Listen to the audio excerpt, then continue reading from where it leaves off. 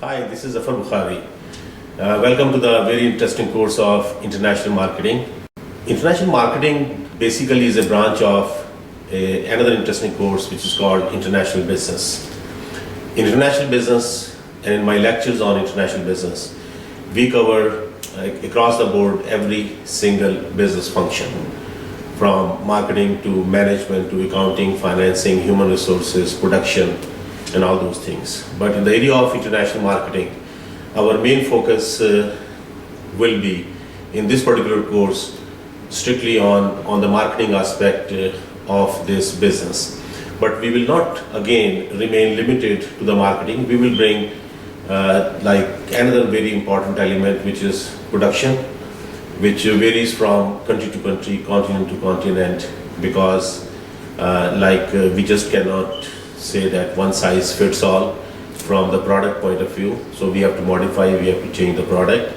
And at the same time, we will address slightly another important issue of financing. Financing is the area where this international marketing also requires like how the countries or how the companies who are involved in the area of international business, they are taking advantage of either some kind of government financing or any kind of regional banks like Asian Development Bank or African Development Bank, this kind of financing, or some private commercial financing as well. So when we talk about the international marketing, in fact, international marketing is again one of the most important business function. As I mentioned before, that marketing is rather, I would say, the only business function which generates the revenues. But of course, everything is very much interconnected and interlinked. The product has to be of quality, so the production becomes very important. And at the same time, the price element has to be there from the affordability point of view, that the product which we are marketing in a given country, would the people be able to afford that product? So financing again becomes another important element. But of course, nothing happens whether you have an excellent product or you have a low cost or medium cost or high cost product without having the proper marketing and its element in any given country or in a continent or on the global basis. It's almost impossible. One thing which I would like to start with is that when organizations, companies, or export management companies, or manufacturing companies, or any business, when they decide to go international, in fact, there are certain steps which they take. So from the marketing perspective, the first step any business will take is exporting in a foreign country. For example, if a product is manufactured in the USA, then of course it could be exporting or it could be exported into a foreign country. The second element is that sometimes companies, if they established and exporting in any given country, they would like to set up a sales office into that country to provide the local after-sales services and at the same time to generate new businesses into that given country if the product is very successful, which they are selling into that country.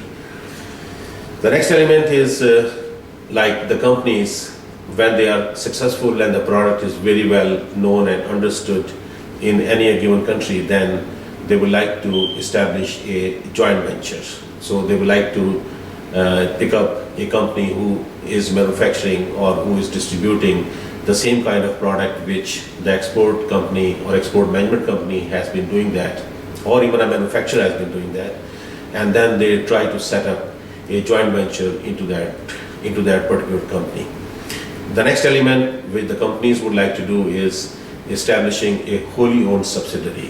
When we talk about the wholly owned subsidiary, that means that the company will go in a foreign country. Mostly automobiles companies have done this, and they would like to set up a complete manufacturing plant over there. In between that, in fact, depending on the situation and depending on the market environments in the countries, some more things organizations they would like to do. One thing which is called licensing. They may provide license to manufacture a product in a third country, country A for example, and they are selling in country B, and the product originally, the export management company or a product was originated from country C. So that could be a licensing arrangement. Another example of international marketing we have experienced in the very recent past is franchising. International franchising is another growing element of international marketing. And the best example we can quote is of McDonald's, for example. McDonald's has done a great job establishing franchises all over the world, in every single continent and in many countries and many parts of the world today.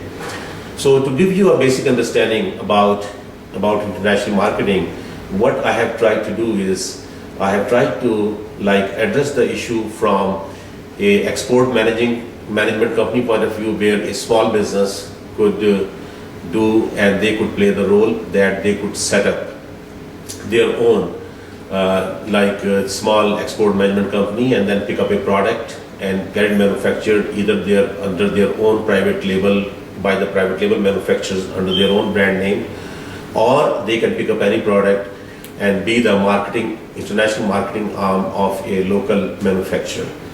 Otherwise, the next example which international marketing I can quote is that the companies who are big manufacturers, they would like to sell their products. Auto manufacturers do that very well.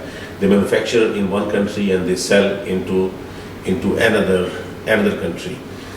But of course, when we these are the entry strategies which I have discussed with you.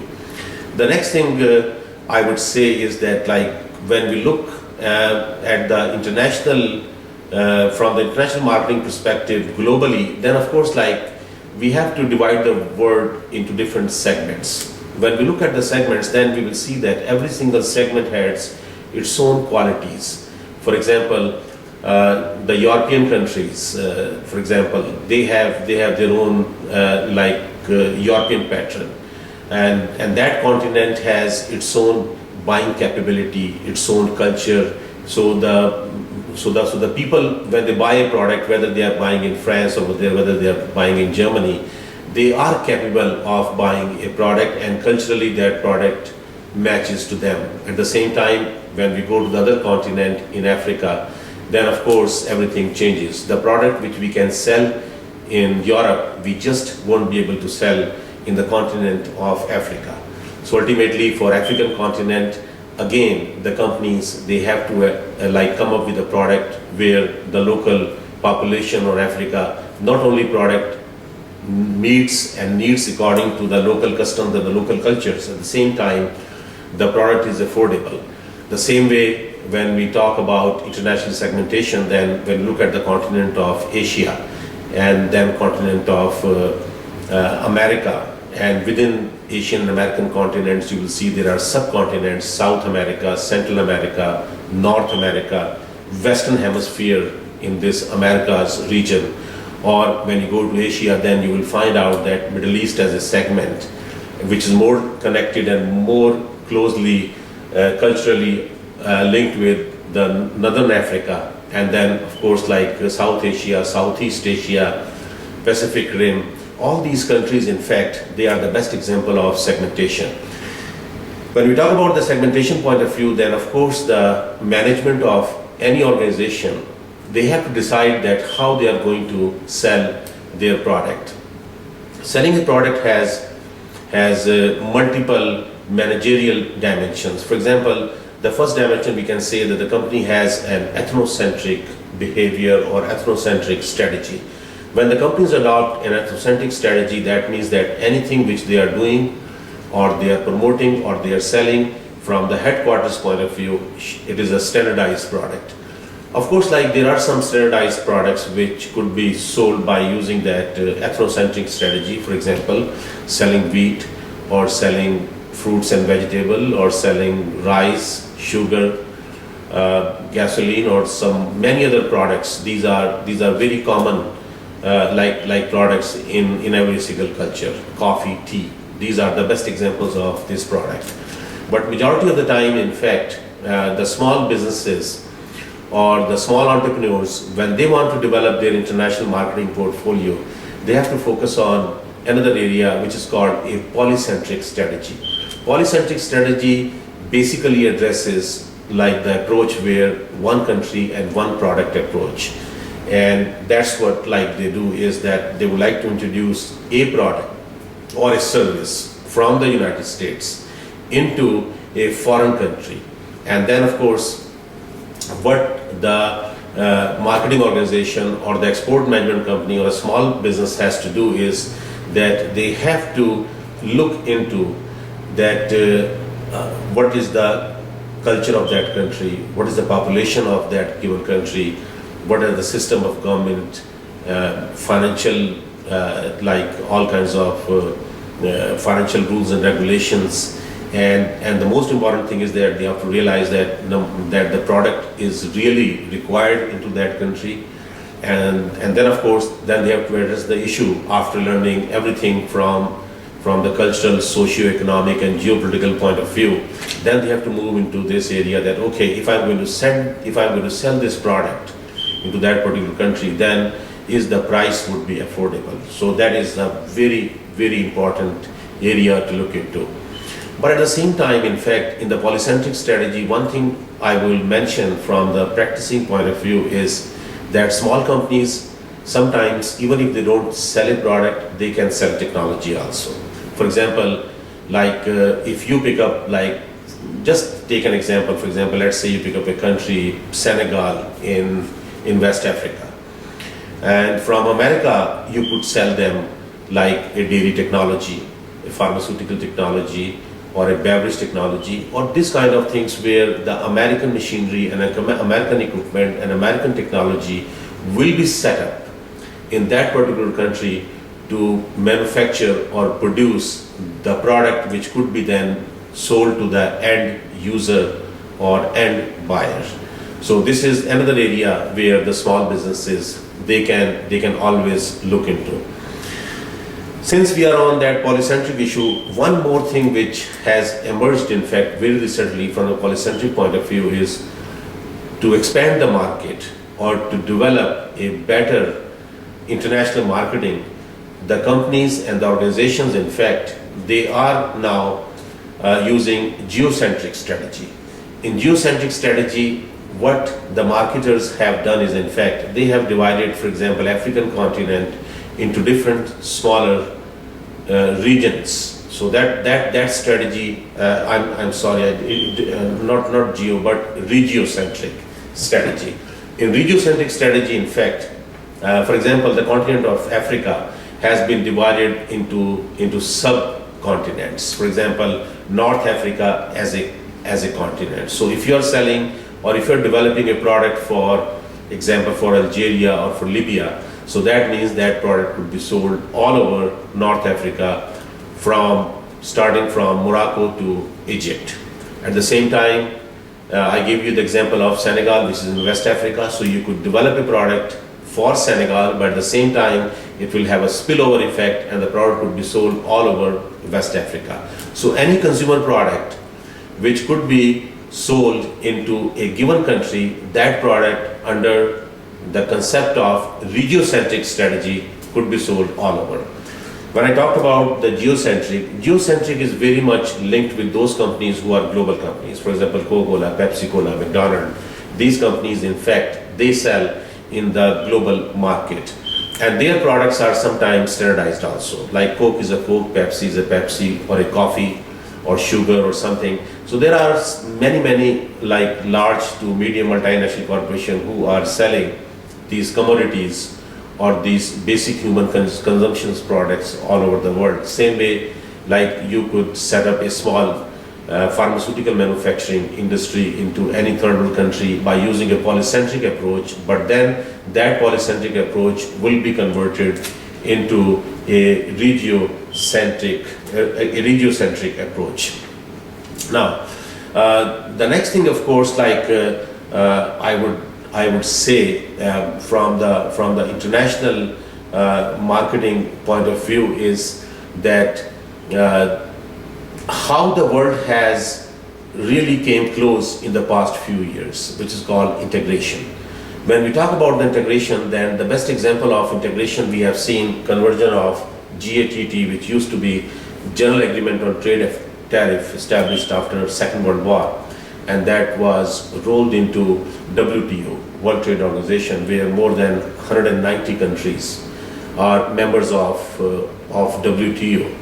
And at the same time, the basic purpose of WTO is removing most of the trade barriers across the globe.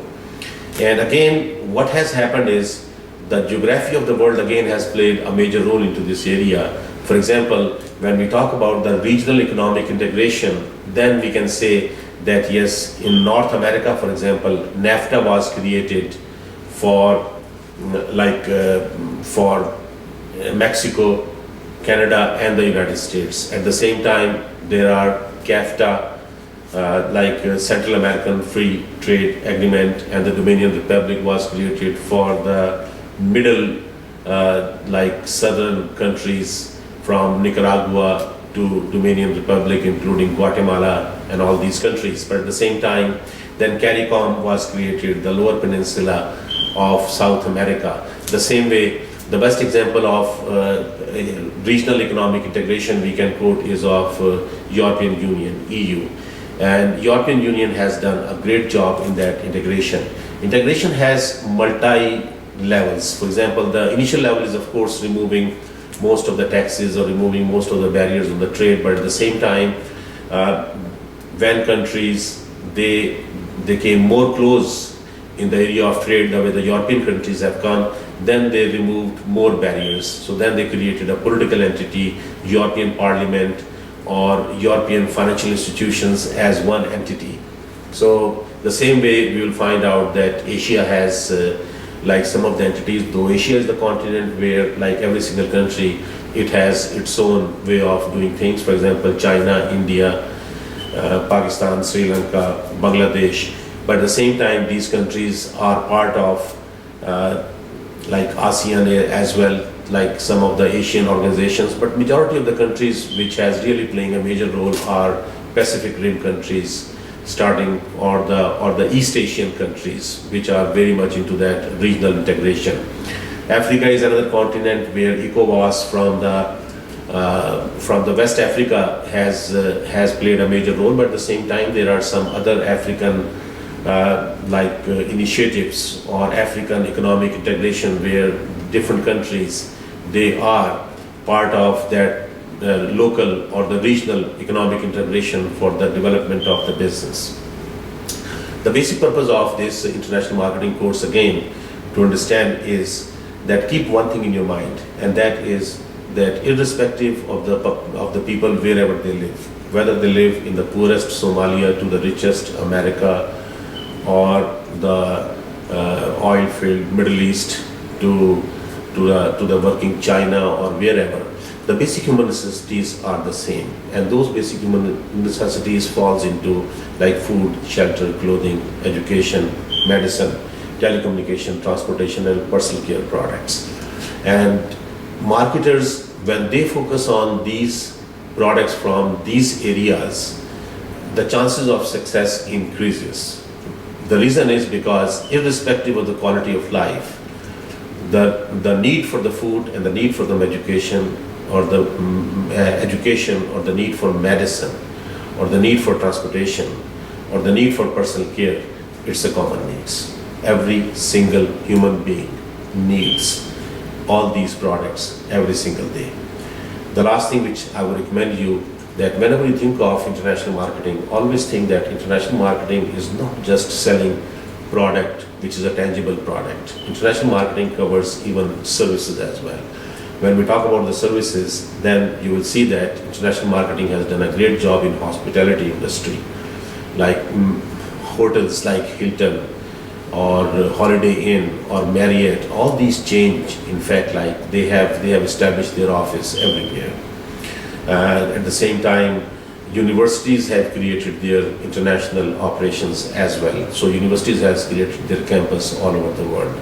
So international marketing is not only limited to the manufacturing company or to the export management company, but of course international marketing has gone into the area of services as well. So this is the first lecture of international marketing, and I hope that you are going to follow my next two lectures in this particular area, where I'm going to cover much more in depth as well. If you have any question, feel free to send me an email at zbokhari@csu.edu. Thank you very much, and enjoy your next coming lectures on international marketing.